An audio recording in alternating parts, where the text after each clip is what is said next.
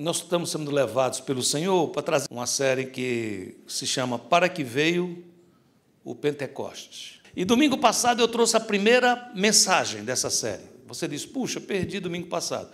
Está no YouTube, no nosso canal do YouTube, Vida com Vida News. Você vai lá e procura Para que Veio o Pentecostes, o número 1, e hoje nós vamos ministrar, se Deus assim permitir, o número 2. Amém? Mas para que você não fique totalmente sem saber o que eu falei, nós vamos trazer uma pequena retrospectiva. Eu queria pedir que passasse um vídeo, por gentileza. Para que veio o Pentecostes? Ele veio para dar poder para aqueles que tinham a missão de testemunhar do que viram e ouviram antes da descida do Espírito Santo. Eram testemunhas que tinham visto Jesus curar, salvar, ressuscitar mortos, mas necessitavam poder. Sem este poder, eles negaram, venderam o Senhor Jesus por dinheiro, temeram autoridades. Mas, com o poder do Espírito Santo, foram homens que da fraqueza tiraram força e assim puderam testemunhar, tanto aqui como ali, em qualquer lugar, porque o Pentecostes nos dá o poder do Senhor, um poder ilimitado. Então, para que veio o Pentecostes? Para nos dar poder, para testemunhar, tanto aqui como ali ou em qualquer lugar. Então, muitas vezes, quando a gente escuta falar sobre o Espírito Santo, o que é mais forte para a gente são os sinais. Muitas vezes, quando há uma movimentação do Espírito Santo, tem cura. Quando há um mover do Espírito Santo, tem dons. Mas, quando o Senhor Jesus avisa aos seus apóstolos, aos seus discípulos, que estaria enviando o Espírito Santo, ele diz a base. Por que o Espírito Santo vem? Ele vem para nos dar poder. Nós não podemos fazer nada nessa vida para a glória de Deus se não tivermos conosco o poder de Deus. Ele diz, sem mim, nada podeis fazer. Você diz, não, mas eu posso ir para o meu trabalho e fazer meu trabalho. Você fará o seu trabalho, mecanicamente. Mas um trabalho que traga glória, um trabalho que traga significado, um trabalho que traga propósito, um trabalho que traga alegria, nós não podemos fazer sem o poder de Deus. Alguém diz, eu posso sustentar meu casamento. Por algum tempo você consegue. Talvez até por muitos anos, se você entrar no modo automático. Mas um casamento que seja, de fato, uma bênção, uma família, onde é derramado o bálsamo de Deus, onde existe um renovo diário, onde, com as estações da vida, existe uma adaptação amorosa, calorosa do Espírito Santo, só podemos fazer isso com o poder de Deus. Tudo que precisa renovo precisa do poder de Deus. E esse poder não nos deixa tímidos, não nos deixa covardes, não nos deixa apáticos. Esse poder, pelo contrário, nos explica a razão pelo qual existimos. Por que é que fomos criados? Nós não fomos criados simplesmente para ter uma vida vegetativa, aquela vida que vive para trabalhar, e trabalha para comer, e come para viver, e vive para trabalhar, e trabalha para comer, e come para viver, e quando menos espera, passou. Então, de fato, ele nos dá poder para que possamos ser testemunhas dele. E ser testemunha é você deixar que o perfume de Cristo saia de você. Sendo você mesmo. Seja você mesmo. Você não precisa chegar num local, como a gente viu domingo passado, utilizando o crentez. Não é? A pessoa diz algo, você diz, ô glória. Diz outra coisa, misericórdia. Diz outra coisa, ó amém. Né? E, às vezes, não sabe nem dizer direito, né?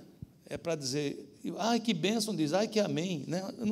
Ainda não está sabendo direito. Então, o que é que o mundo precisa? O mundo precisa de gente como eu, como você, que não somos absolutamente nada sem Deus, mas quando Ele entra em nós, Ele nos dá poder para amar, poder para ser testemunha, poder para fazer diferença onde a gente estiver. O versículo base que eu tenho usado para essa série é Atos 1,8, que diz, mas recebereis poder ao descer sobre vós o Espírito Santo, e sereis minhas testemunhas, tanto em Jerusalém, como em toda a Judéia e Samaria, e até os confins da terra. Como o domingo disse, não tem muito sentido para nós hoje sabermos que vamos ser testemunhas em Jerusalém, na Judéia, em Samaria, Isso são cidades lá de ou Israel ou adjacências, e Jesus estava falando numa crescente. O que isso significa para a gente? Jerusalém era a casa deles, Judeia era o seu entorno, o seu ambiente, o seu environment, aonde eles se relacionavam. E você diz, e Samaria, pastor? Samaria eram aquelas pessoas que eles não se davam bem. Os judeus não se davam com os samaritanos. Então ele está dizendo assim, o poder é tão grande que até aquela pessoa, aqui não conta para ninguém, aquela pessoa que é chata, não sei se você já ouviu falar de uma pessoa assim, né? Você diz, como que é uma pessoa chata, pastor? É uma pessoa que não gosta da gente. Uma pessoa que não gosta de mim deve ser uma pessoa chata. Eu penso assim, você não pensa a mesma coisa, não? Não é? A gente diz uma coisa, a pessoa discorda, eu digo, mas não é possível, deve ser um samaritano. A gente pensa assim, não é?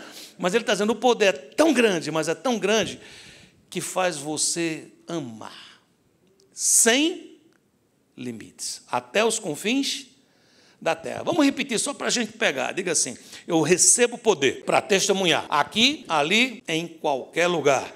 Amém? Nós vimos que foi um divisor de água. Antes, os discípulos tinham um amor semelhante ao Israel, como tem Osés 6,4. Que te farei, ó Efraim, que te farei, ó Judá, porque o vosso amor é como a nuvem da manhã, é como o orvalho da madrugada que cedo passa. Ou seja, quando eu estava vindo para cá, eu vi que tinha chovido à noite. Você percebeu isso? Pronto. Então, onde tem verde, está molhado. A neblina molhou. Sim ou não? Mas nós estamos morando em que cidade? Miami. O que é que nós temos com certeza que vai acontecer daqui a pouco? Sol. E o que vai acontecer com a neblina? Ele estava dizendo que o amor de Israel era parecido com esse efeito. Vinha, molhava, mas quando o sol da vida, quando as lutas, quando as batalhas, quando as circunstâncias apareciam, desvanecia. E depois? Depois eles receberam um amor que não tinha mais problemas com circunstâncias, porque você sabe que nem todo dia é dia de sol. Você sabe que tem dia de sol, dia de chuva, tem furacão. Já ouviu falar em furacão? Tem furacão, tem tudo. Isso é a vida. Não estou falando apenas aqui de acidentes climáticos, só estou falando da vida da gente.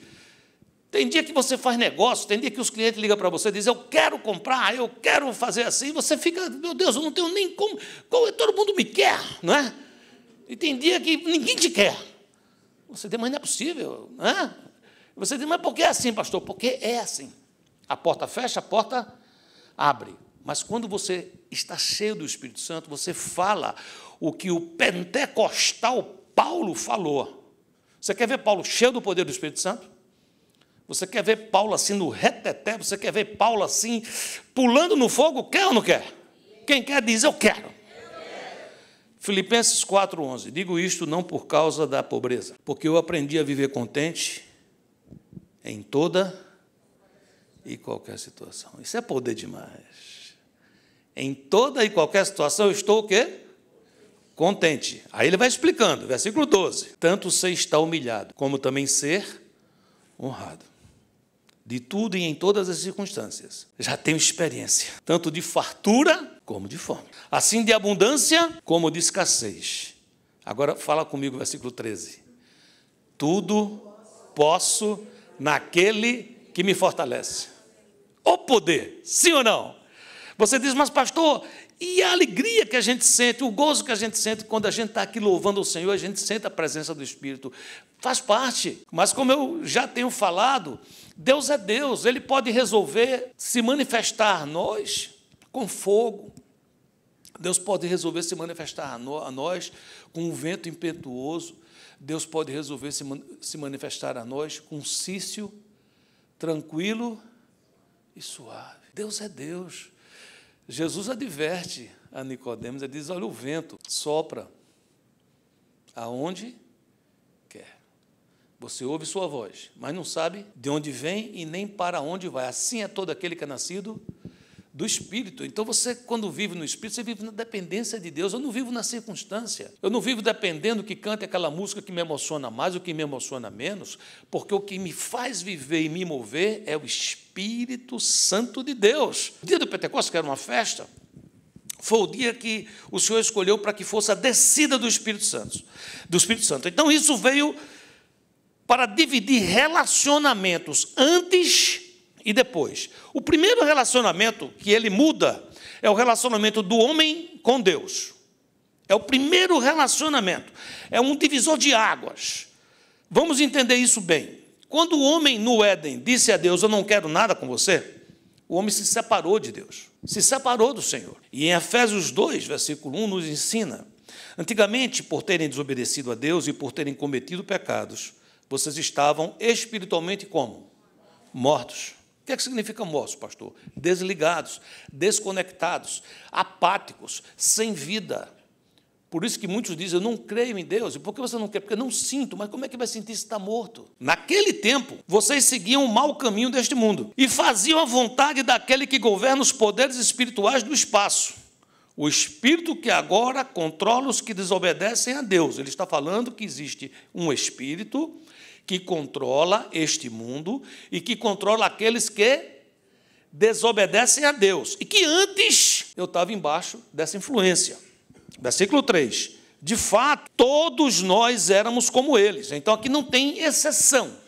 Todos nós éramos como eles. E vivíamos de acordo com a nossa natureza humana, fazendo o que o nosso corpo e a nossa mente queriam. Assim, porque somos seres humanos como os outros, nós também estávamos destinados a sofrer o castigo de Deus. Como é que era essa situação, pastor? Então, desligados de Deus, como é que o homem conseguia falar com Deus? Não conseguia. O mecanismo que Deus usava, principalmente no Velho Testamento, era assim, olha, Deus falava a um homem, e este homem recebia a missão de falar aos demais. Amós 3,7, certamente o Senhor Jeová não fará coisa alguma sem ter revelado o seu segredo aos seus servos, quem? Os profetas. Quando Deus levanta Moisés, é a primeira tentativa de trazer comunhão com um povo. Moisés sobe naquele monte e existem efeitos colaterais positivos.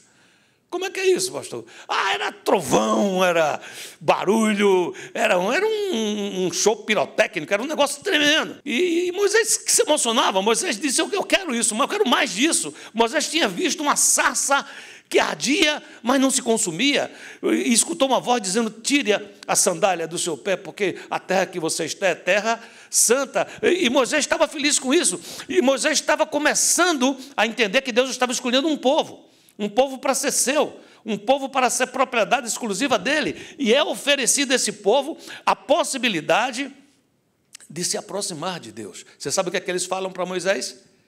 Ele diz, nós não queremos, temos medo. Fala tu com Deus e depois você fala conosco. Naquela época, queridos, quando um homem recebia o Espírito de Deus, seja por uma unção real, seja para uma missão, seja uma unção profética, esse Espírito poderia ser dado e esse Espírito poderia ser retirado. Olha a oração de Davi no Salmo 51, 10. Cria em mim, ó Deus, um coração limpo e renova dentro de mim um espírito estável. Não me lances fora da tua presença e não tires de mim o teu santo Espírito. Davi está dizendo assim, eu sou de Deus, mas por causa do pecado que eu cometi. Isso aqui é um salmo de confissão. Ele está dizendo, existe a possibilidade de Deus retirar de mim o seu Santo Espírito. Você está entendendo como era a relação antes do Espírito Santo? Está entendendo isso, sim ou não? Vamos pensar no outro rei, o rei Saul, anterior a Davi. 1 Samuel 11,6. Então o Espírito de Deus se apoderou de Saul. Tanto é que Saul saiu profetizando. As pessoas diziam, Saul agora é profeta. Mas o tempo passa e Saul peca. E Saul se afasta de Deus. E Saul apronta. 1 Samuel 16,14. E o Espírito do Senhor se retirou de Saul.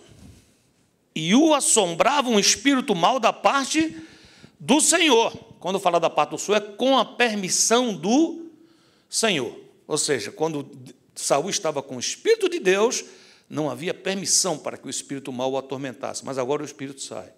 E é como se abrisse a porta e fosse dada essa permissão. Agora vamos entender depois. Para entender o depois é preciso que entenda o elo de ligação. É preciso que entenda aquele que veio na plenitude dos tempos. Como é o nome dele? Diga esse nome de novo. Mas diga com convicção. Esse é nome acima de todo nome. O nome dele é Jesus. Amém? Querido, Jesus reconectou o homem ao Pai e mudou a triste história do homem longe de Deus. A palavra religião, no melhor sentido possível, que a palavra religião não hoje em dia ela não é boa de se ouvir. Porque os religiosos matam em nome de Deus. Os religiosos mentem em nome do Pai. Mas a religião no seu sentido puro. A palavra é religare. Isso quer dizer tornar a ligar aquilo que já foi ligado um dia. Diga assim, Jesus é o meu religare. Por isso que ele diz, eu sou o caminho, eu sou a verdade, e eu sou a vida, ninguém vem ao Pai a não ser por mim. Amém? Hebreus nos ensina, Hebreus capítulo 1, versículo 1, havendo Deus antigamente falado muitas vezes e de muitas maneiras, antigamente Deus falou, como? De muitas maneiras. Como foi? Ele falou aos pais, usando quem? Os profetas, nós já vimos isso, não é isso? Agora nós, quem está falando disso aqui são apóstolos, ele está dizendo a nós, falou-nos nesses últimos dias por quem? Pelo Filho. Já mudou. Você fala, Deus não fala mais pelos profetas? Fala, mas não com aquele peso, com aquele tipo de importância que era praticamente os canais escolhidos por Deus, únicos. Acho que o pastor André estava pregando recentemente aqui, quando ele diz, você tem um Espírito, então você não precisa nem que alguém te ensine. Então, ou seja, o Espírito Santo ele é professor. Amém? Então, não acontecia assim naquela época. E ele está dizendo, mudou. Acontecia daquela forma, o Filho veio, e ele agora nos falou diretamente, olho no olho, face a face, pelo Filho. Amém? A quem constituiu herdeiro de quantas coisas? De tudo. Por quem fez também o mundo, o qual, sendo o resplendor da sua glória, a expressa imagem da sua pessoa, e sustentando todas as coisas pela palavra do seu poder, havendo feito por si mesmo a purificação dos nossos pecados, assentou-se à destra da majestade nas alturas. João 14,6 diz, disse-lhe Jesus, eu sou o caminho, a verdade e a vida, ninguém vem ao Pai senão por mim. Efésios 2,4. Eu sei que Efésios 2, 1, 2, 3 diz que a gente estava morto, a gente estava desligado, a gente estava arrebentado, mas continua. O versículo 4 diz, mas a misericórdia de Deus é muito grande. Avisa quem está do seu lado, diga assim, a misericórdia de Deus é grande demais. Amém? A misericórdia de Deus é muito grande, e o seu amor por nós, olha que amor lindo, o amor de Deus por nós é tanto, mas é tanto, que quando estávamos na pior, quando a gente estava espiritualmente morto por causa da nossa desobediência, Ele nos trouxe para a vida que temos em união com Cristo. Pela graça de Deus, vocês são salvos. Por que somos salvos? Por estarmos unidos com Cristo Jesus. Deus nos ressuscitou com Ele para reinarmos com Ele no mundo celestial. Avisa que às vezes a gente esquece. Diga assim, o que Deus quer é que você que antes sofria, desligado, morto, que você agora, como filho dele, reine com Ele. É essa a proposta. Amém, queridos? Jesus falava claramente que a sua presença fazia diferença. Mateus 9,15 diz, respondeu-lhe Jesus, podem acaso estar tristes os convidados para o casamento, enquanto o noivo está com eles? Dias virão, contudo, em que lhe será tirado o noivo, e nesses dias hão de jejuar. Falava isso com os fariseus, porque estava reclamando que seus discípulos não jejuavam. Ele dizia, olha, agora não é hora disso não.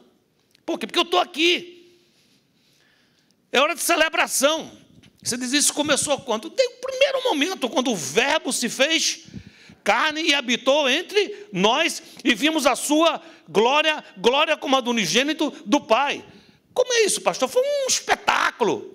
Teve sinais no céu, estrela, magos vindo do Oriente. Os anjos cantaram para os pastores. Foi o que eles cantaram. Glória a Deus nas maiores alturas e paz na terra aos homens de boa vontade. Então a glória já começou quando aconteceu esse caso espetacular. Disse eu alguns domingos atrás aqui, repito, uma frase que foi atribuída a Billy Graham, que eu nem sei se foi ele que disse, mas hoje em dia bota uma frase lá no negócio e diz Billy Graham, né? As frases que eu falo, eu vou dar para botar no nome assim de gente mais importante, aí entre parênteses eu digo, estou brincando, fui eu mesmo, né? Porque dá mais like, não dá não? Né? Mas a frase era muito importante, foi naquela época que o homem pisou na lua, não sei se você lembra disso. Quantos estão aqui eram vivos no dia que o homem pisou na lua, em 69, acho que foi dia 19 ou 20 de julho de 69, eu sei porque meu aniversário é 20 de julho, quantos estavam vivos? Pode confessar, meu irmão, estamos aqui. Eu tinha 7 anos, que acordaram, eu vi lá, o homem botou o pé na lua, imagem maravilhosa, mais chuvisco do que qualquer coisa, TV preto e branco, o homem botou o pé na lua, ficamos animados, não é? Um pequeno passo, como é que era? Um pequeno passo para o homem, mas um grande passo para a humanidade. Aí disse que Billy Graham viu aqui, disse assim, eu não estou muito espantado com o homem ter pisado na lua, não. O que me surpreende, o que me deixa estupefato, o que me deixa completamente extasiado é Deus ter colocado o pé na terra. Espetáculo, sim ou não, queridos? Amém? Mas aí há um momento que Jesus dá um aviso aos discípulos. Ele diz, olha, eu vou para o Pai. Ele diz em João 7,33, disse-lhe, pois, Jesus, ainda um pouco de tempo estou convosco, e depois eu vou para aquele que me enviou. Mas para que não houvesse uma tristeza geral, ele diz, mesmo partindo eu vou estar presente. Mateus 28:20, e eis que estou convosco todos os dias. Nos dias bons ele está com a gente? E naqueles dias bem difíceis? Quando a gente está hospitalizado? Quando a gente está com saúde? Quando a gente olha no espelho e diz, meu Deus, a roupa encolheu, ele está com a gente? Quando a gente olha e diz, estou magrinho, ele está com a gente? Sim ou não? Está sempre? Amém? Eis que estou convosco quanto tempo? Todos os dias, até quando? Mas a pergunta é, como Jesus está com a gente? Se nem sempre você vê Jesus. Digo nem sempre porque eu já vi crianças vendo, eu tenho netos, minha neta quando era pequenininha falou, Jesus está aqui, ele está sorrindo para mim, e eu acredito mesmo. Entende? Mas não é o modo habitué. Como é que Jesus está com a gente? Você tem ideia de como é que ele está com a gente? Ele ensina, Jesus é tão legal, é tão incrível, que ele fala as coisas e depois ele explica bem direitinho. Olha o que é que ele diz. João 14,16. Eu rogarei ao Pai, e ele vos dará o quê? Outro Consolador.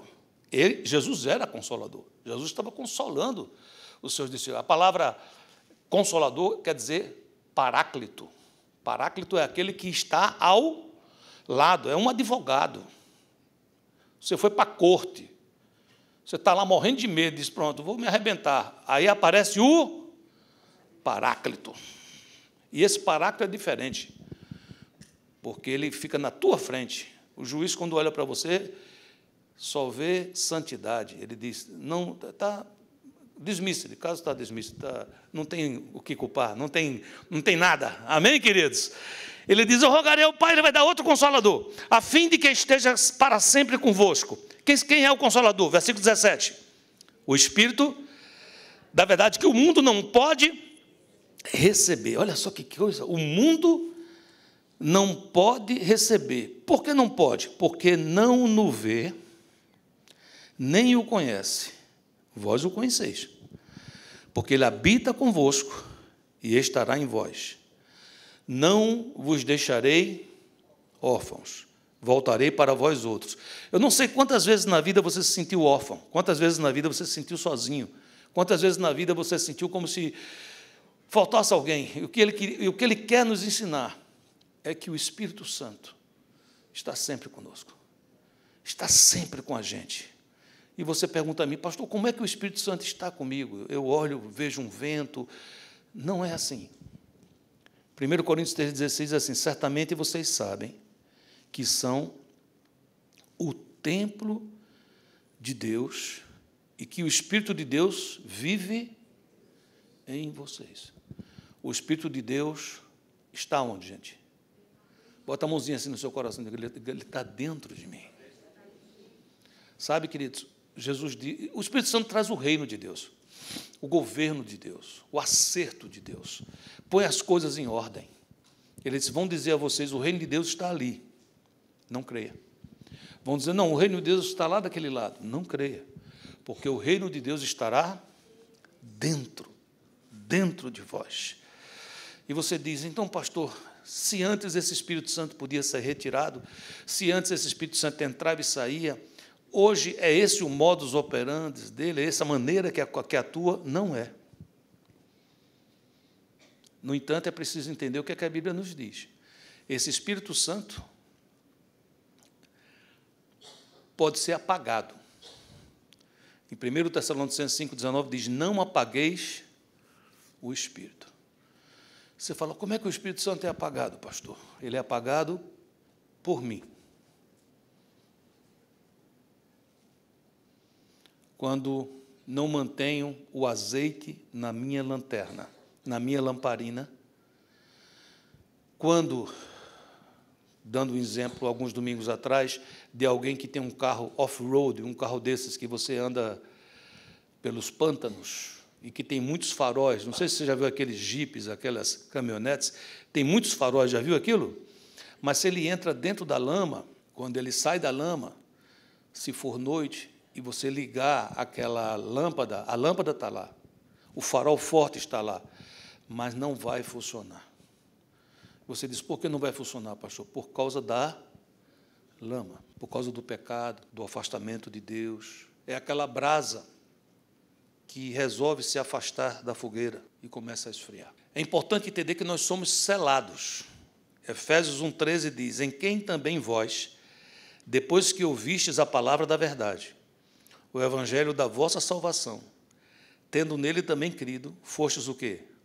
Selados com o Santo Espírito da promessa. Esse selo aqui que ele fala é semelhante a um selo real. Quando um rei fazia um edito, colocava num envelope, num sobre, então vinha uma cera, era colocada uma cera para grudar a sobrecapa, então o rei vinha com o seu anel, com o seu selo. Aquela carta, se fosse rompida por outra pessoa, sabia que tinha sido adulterada, era selo, não podia, era um selo real. Então, Paulo está usando uma expressão, ele está dizendo: você é selado com o Espírito Santo. Está me entendendo, sim ou não? Você diz: entendi, então posso chutar o pau da barraca, que eu não perco o Espírito Santo. Quem chuta o pau da barraca deveria se perguntar se tem o Espírito Santo. Se eu digo à minha esposa todo dia: eu te amo, eu te amo, eu te amo.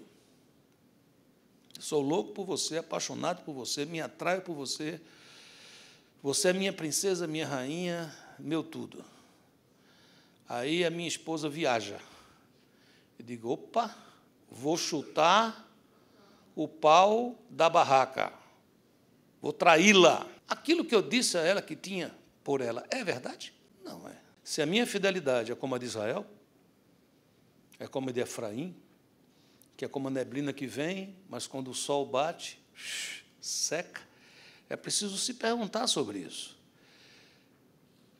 Efésios 4,30 diz: não entristeçais o Espírito de Deus, no qual fostes o quê? Selados para quando? Quando é que o selo vai ser aberto? No dia da redenção. A grande pergunta que nós temos que fazer hoje é: de fato o temos? Efésios 8,9 diz: vocês, porém, não vivem como manda a natureza humana, mas como o Espírito de Deus quer.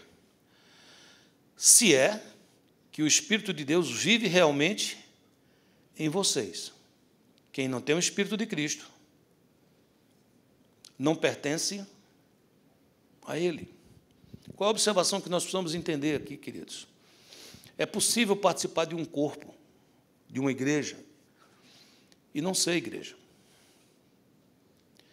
É possível cantar muito e não louvar. É possível se ajoelhar e fazer preces, mas não se submeter.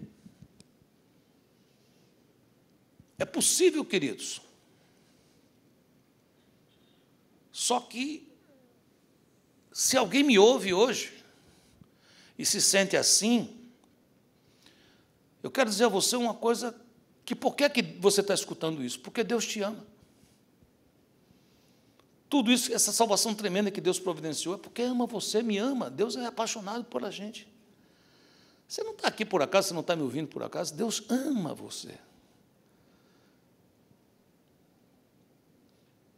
E hoje pode ser para mim, para você, dia de arrependimento, de mudança, pois o risco de viver uma vida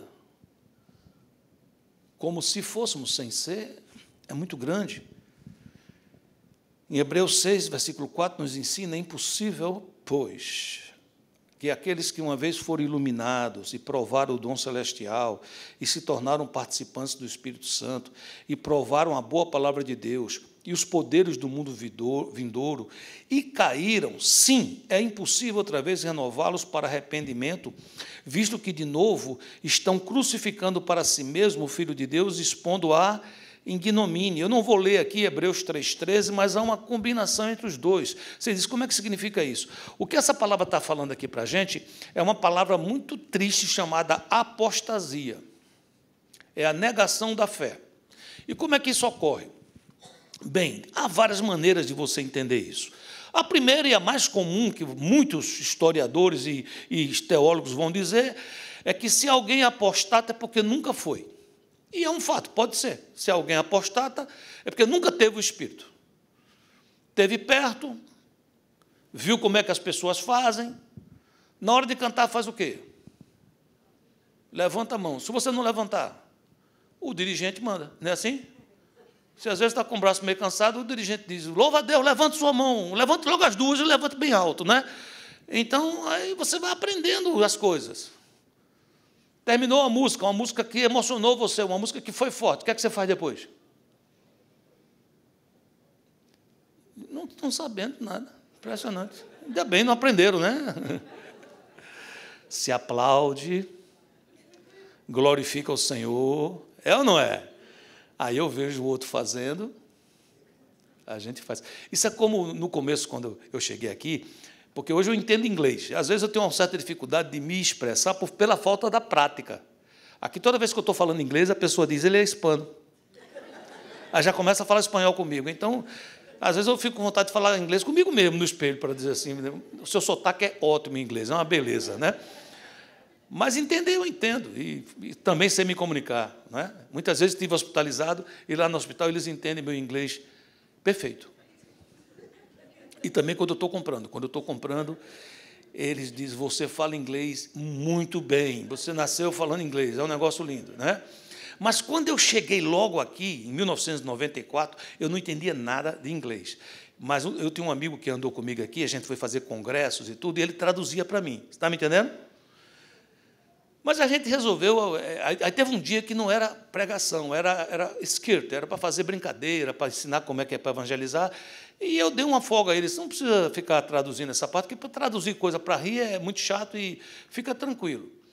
Só que eu não entendia, não sei se você está me entendendo, mas eu ria. Eu ria um pouco atrasado, tinha um delay, mas eu estava assistindo. Quando o povo começava a rir, eu estava na coisa. E ele estava do meu lado, ele falava, para com isso, cara. Você não tem jeito. Eu digo, não, a gente tem que dar uma animada na pessoa que está lá na frente. Né? Quando eu comecei a entender, piada, é quando você diz, agora eu sei essa língua, quando você entende coisas de humor. Não sei se você está entendendo o que eu estou dizendo. Compreende ou não? Às vezes a gente está na igreja assim. A gente está ouvindo, aí todo mundo faz, aí a gente faz um pouco atrasado. Agora, às vezes não faz, porque está com vergonha. Mas quando vai ficando enturmado, não sei se você está me entendendo o que eu estou dizendo, aí faz. Às vezes tem um pequeno delay. Uma besteirinha, quase ninguém nota. Você diz, mas por que isso, pastor? Porque não está sendo de dentro para fora. Essa é uma parte. Está entendendo até aqui ou não? Então, essa pessoa apostata da fé, por quê? Porque nunca foi. Mas eu tenho que confessar a vocês que tem outras linhas teológicas que dizem que não é só isso, não.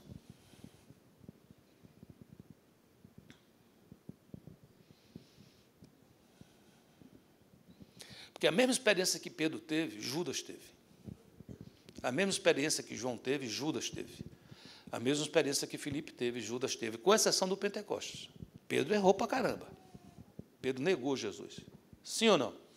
Abandonou o chamado, voltou para as redes. Sim ou não? Mas Judas fez o quê? Tirou a própria vida. Com exceção de Judas, entre os apóstolos, não há sinal nenhum de apostasia. Nós não temos nenhum registro disso. Os discípulos verdadeiros que a gente conhece, nós temos talvez alguns casos. Você diga, me fala. Ananias e Safira, há uma grande possibilidade de ser um caso de apostasia, ou pelo menos de mentira ao Espírito Santo. Certo? Alexandre o Latrueiro. Tem outro também que é chamado, como é o nome dele? Idiótrefes, como é? Diótrefes, né? Eu sempre acho que é Idiótrefes, porque ele apostatou também. O Diótrefes, para ter apostatado, deve ter sido um Idiótrefes, mas foi também algo assim. Diz, inclusive, que Dimas, amando o presente século. Então, eu não tenho uma ideia da dimensão desse amor pelo presente século, mas houve uma esfriada por aí. Não sei se você me acompanha no que eu estou tentando explicar. Então, você diz, por que você disse que Hebreus 3,13 está parecido com isso? Porque Hebreus 3,13 fala de uma coisa chamada uma anestesia progressiva, que chama-se cauterização da mente. E ele diz que o segredo para isso é estar em corpo. É estar em corpo. Você diz, me explica melhor. Vou estar dizendo a você. Eu estou sempre em contato com o pastor André, com o pastor Marcos, com o Fred, com o Claudinho, com o Alê, com o Tarcísio, com o pastor Nelton. Eu estou andando com esse povo. Vez por outra, com todo respeito, eles me chamam e dão uma balançada. Você acha que eu gosto? Não. Eu gosto quando eles me elogiam. A gente estava até lá em casa um dia desse e estava cantando aquela música. Eu não preciso ser reconhecido por ninguém. A minha glória que eu... Né? Já viu essa música ou não? Eu fiquei pensativo e eu comecei a cantar diferente. Eu disse assim, às vezes eu preciso ser reconhecido por alguém, mesmo que a minha glória só pertence a ti. Mas é bom, vez por outra, escutar uma palavra de ânimo, sim ou não? Dizer assim, olha, o que você pregou serviu para a minha vida. Glória a Deus. Dá uma certa alegria. Mas isso não significa que eu tenho que trazer a glória para mim. A glória é para o Senhor. Por isso que a Bíblia também dá uma colher de chá e diz, a quem honra, honra. Então, vez por outra, quando o irmão fizer uma coisa boa para você, vai lá e dá uma forcinha para o irmão. Mas você que recebe não fica orgulhoso. A Bíblia diz que quando você recebe louvor, você está sendo mais provado do que quando você recebe crítica. Me faça acompanhar ou não? Hebreus 3,13 diz assim, antes exortai-vos todos os dias, pelo tempo que se chama hoje, para que não venha acontecer de você entrar em Hebreus 6, para que você não venha a endurecer, cauterizar a sua mente pelo engano do pecado. A Bíblia, quando chama pecado no singular, quer dizer uma coisa, quando chama pecados, quer dizer outra. Pecado é a árvore, pecados são os frutos. Por exemplo, quando uma pessoa adultera, mente e rouba, são pecados. Pecados. Mas antes de adulterar, antes de roubar, antes de mentir, ele cometeu o pecado. Você fala, qual é o pecado? É o pecado que me isola. Eu me separo. Eu fico presa fácil. Eu fico longe. Eu começo a não ir à igreja. Eu começo a não querer frequentar. Por que não quer? Porque eu já sei o que é que os irmãos vão dizer. Você não já sabe, não? Se você chegar para um irmão e dizer assim, eu sou casado, estou com a minha esposa e tudo mais, que tal. Sim, mas eu estou começando a gostar de outra moça. Eu acho que você sabe mais ou menos o que é que eles vão dizer, sim ou não?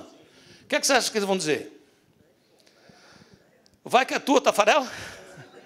Não, você já sabe mais ou menos. Então a gente começa a se afastar. Então, qual é o antídoto para não apostatar? é ficar perto. É entender que eu sou um homem de carne e osso. Vocês nunca ouviram falar de um pastor que caiu? Você acha que ele caiu como? Ele estava pregando aqui na igreja, cheio do Espírito Santo, para que veja o Pentecostes, que maravilha, tal, bênção de Deus, saiu por aquela porta e disse, que bênção, glória a Deus, como é que eu faço para pecar? Você acha que foi assim? Não é, queridos. É bem devagarzinho. É aquela história que eu já contei tantas vezes aqui, e tanta gente tem contado hoje também, é aquela história do sapo. Se você pegar um sapo e você jogar esse sapo numa água fervendo, ele salta fora. Ele não aguenta aquela água fervendo. Mas se você colocar um sapo dentro de uma água, temperatura ambiente, e for aumentando a temperatura devagarinho, ele vai se adaptando. Você vai aumentando a temperatura e ele vai achando que está numa banheira de jacuzzi. E vai aumentando, e vai aumentando, e vai aumentando, e ele vai se adaptando até explodir o coração. Não é de vez. Então, eu tenho uma visão que a apostasia é um processo maligno que acontece pouco a pouco. Como eu já disse, vertentes. Pode acontecer a apostasia por aqueles que nunca foram, então estão apostatando. Por que você, muitas vezes, você não defende isso, pastor? Porque, para mim, apostatar é desistir de algo que eu creio, desistir de algo que eu milito por ele. Se eu não creio e nunca criei, apenas fui um ator, o que estou apostatando? Não sei se me faço entender. Mas eu admito isso. Mas eu quero chamar a atenção para esta outra parte, que é possível. Até aqui nós falamos sobre a diferença entre Deus e os homens. Você está me entendendo, sim ou não? O que é que tem de positivo nisso tudo? Diga assim, ele me selou, diga.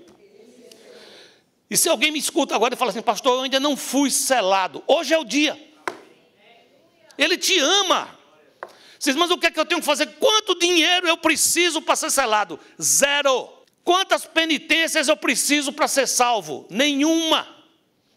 Porque o preço já foi pago. Amém, queridos? Todo aquele que o recebeu, deles o poder de serem feitos filhos de Deus. Oh, glória.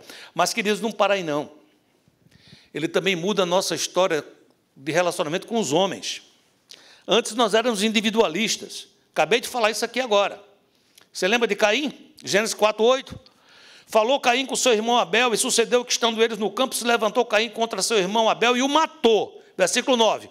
E disse o Senhor a Caim, onde está Abel, teu irmão? E ele disse o quê? O que mais? Estou nem aí. Ele matou o irmão, não sei se você está me entendendo. Deus pergunta a ele, onde está teu irmão? Foi o que ele disse? Hello? Não tem nada a ver com a vida dos outros. Se você puder, olha para quem está do seu lado e fala assim, eu quero muito ter a ver com a tua vida. E eu quero que você tenha a ver com a minha. Quero te ajudar e conto com a minha ajuda. Qual é o normal, queridos, antes da gente estar cheio do Espírito Santo? É concorrência, é Eclesiastes 4:4. Também descobri porque as pessoas se esforçam tanto para ter sucesso no seu trabalho. É porque elas querem ser mais do que os outros. Mas tudo é ilusão. É tudo como correr atrás do vento. Quando o Espírito Santo vem, é um negócio tão impressionante, mas tão impressionante, que você se alegra com as suas vitórias, mas você também se alegra com a vitória do outro. Você não acha isso impressionante, não? Eu acho impressionante. Tem uma família que estava conosco aqui. Passou anos com a gente. E essa família, por motivo de trabalho, foi para o norte. E hoje eu vi o filhinho dessa família sendo batizado, o pastor levando ele para as águas, com o pai abraçando, fazendo parecido com o que a gente faz aqui. Entra no mar todo mundo, entendeu? Bonito. Me alegrei. Por que você se alegrou? Por causa do Espírito Santo. O Espírito Santo me faz assim, uau, que coisa linda, não foi em vão, família está andando, o filhinho está se batizando, continuaram, não saíram daqui, foram para outra cidade, chegaram lá, vamos mais para a igreja, não, vamos fazer outra coisa. Não, continuaram, você está me entendendo ou não?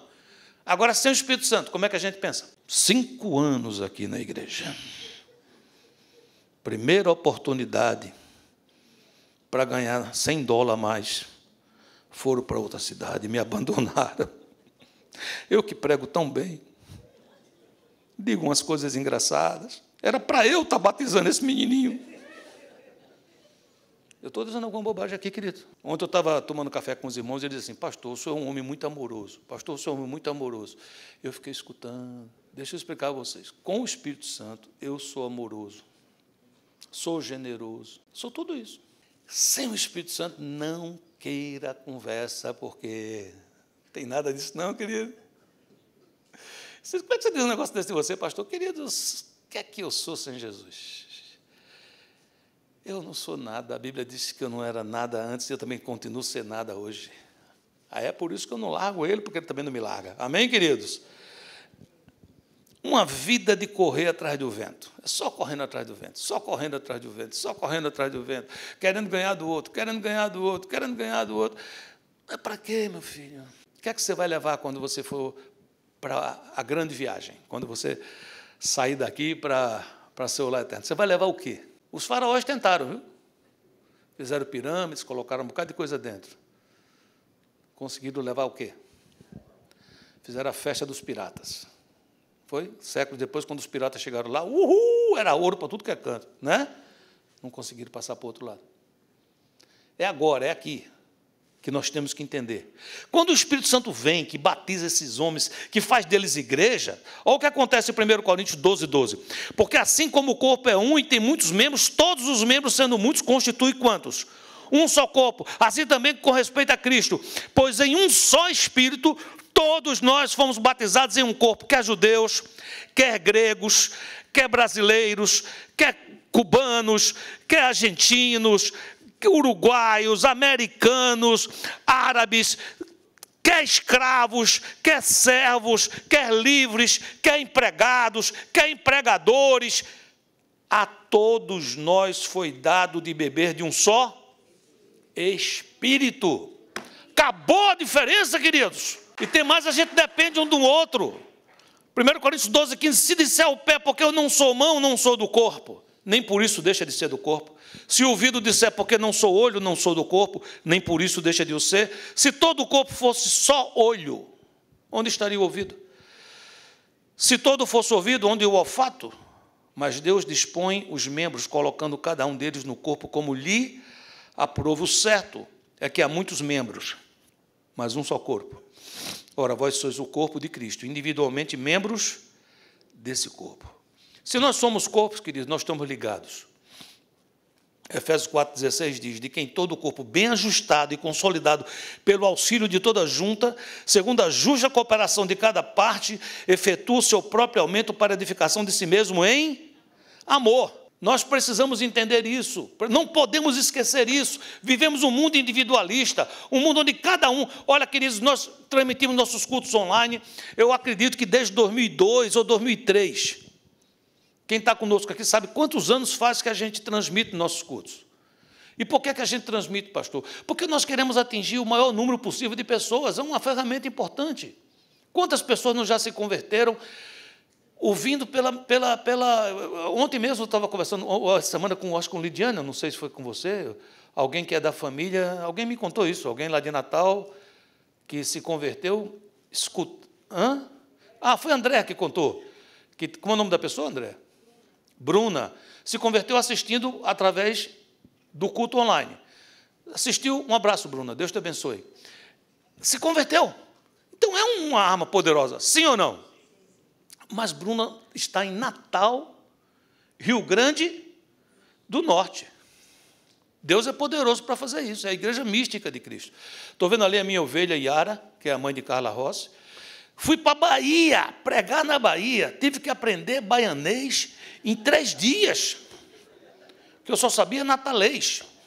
Então fui lá, preguei e Yara entregou a vida dela a Jesus. Isso faz pouco tempo, foi em 2001, foi, Yara? 2000. É que você continua do mesmo jeito, não envelhece, eu fico a coisa...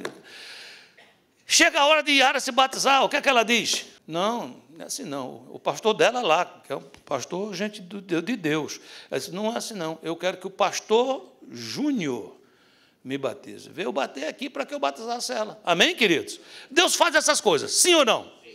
Mas o regular é a gente que está aqui. Eu tenho me dado muito bem com parentes distantes. Não sei como é que vocês estão. Parentes que estão no Instagram, que estão nas redes sociais, esses parentes mais de longe. Quando um menino faz aniversário, eu faço uma dedicatória, a mãe se emociona.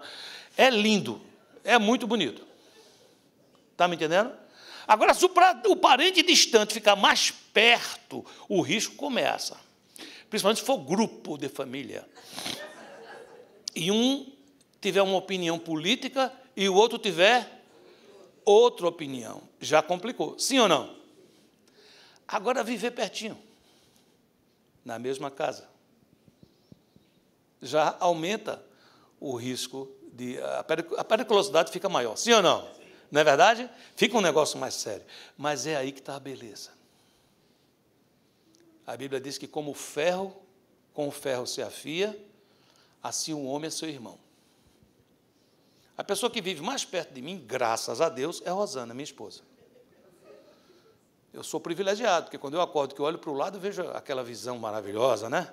Um espetáculo. Mas há tempos e tempos.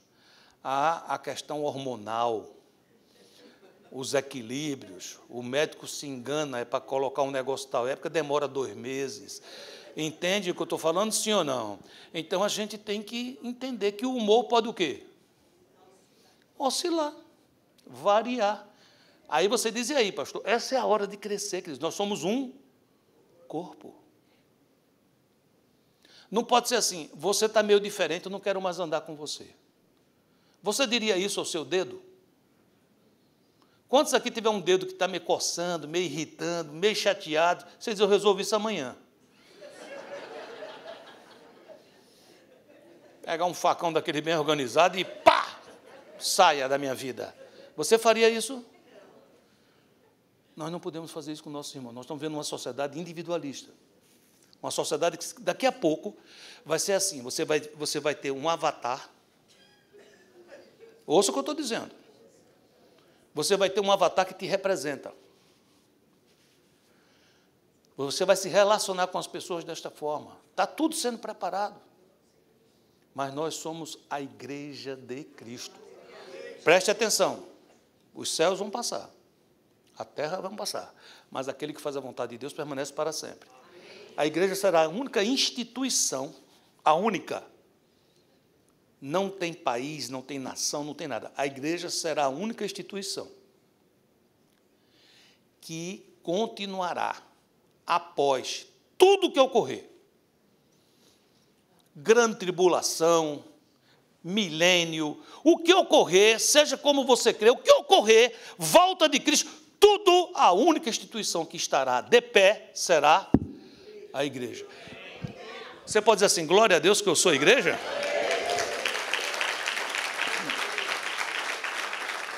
Não há espaço, queridos, para viver desligado de você.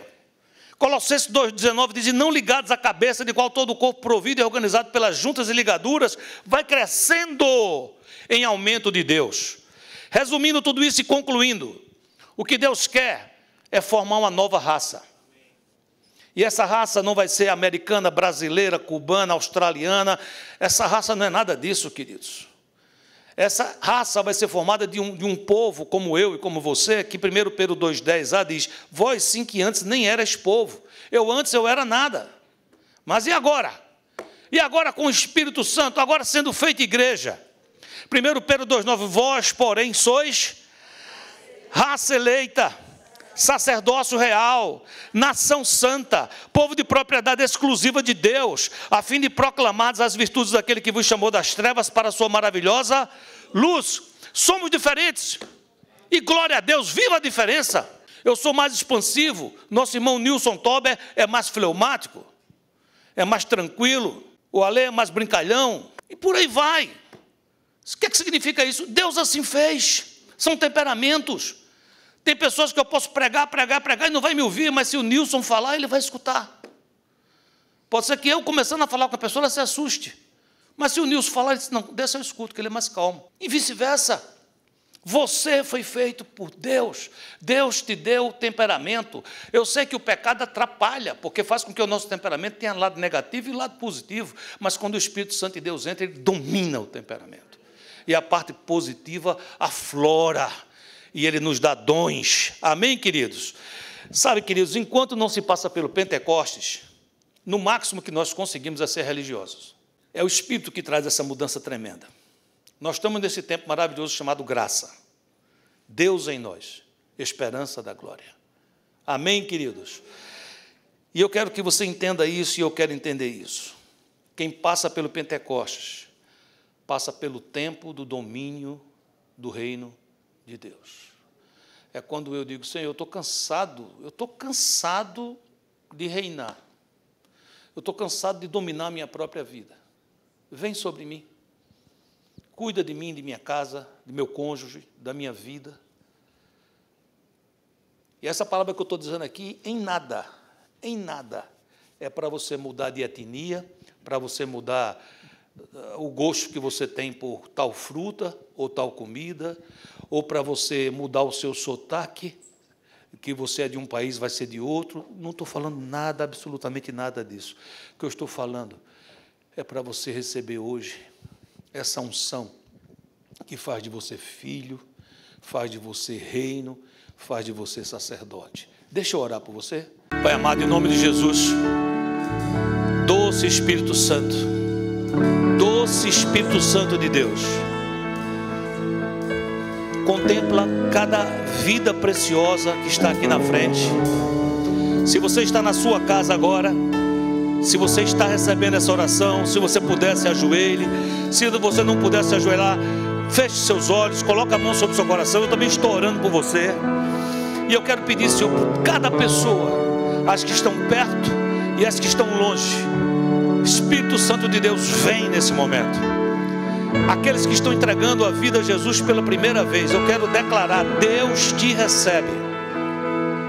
A palavra de Deus diz que quando nós confessamos os nossos pecados, Ele é fiel, Ele é justo, para nos perdoar os pecados e para nos purificar de toda injustiça. Deus neste momento está te perdoando e está te recebendo como filho e como filha, e está escrevendo o teu nome no seu livro, de onde ninguém tem o poder de apagar. Se você é de Deus, você já entregou a vida ao Senhor antes, e você entende que precisa de um renovo, de uma renovação, agora, Espírito Santo de Deus, vem sobre essa vida preciosa, derrama do teu bálsamo, faz coisas grandes que só o Senhor pode e sabe fazer. Oh meu Deus, pessoas que estão aqui passando por depressão, por lutas, por dúvidas, Senhor, vem com o teu poder, Senhor, tremendo. Passa o teu fogo santo queimando toda a palha. Tu és o nosso remédio, Tu és a nossa medicação, Tu és o nosso equilíbrio, e é a Ti que buscamos, Senhor.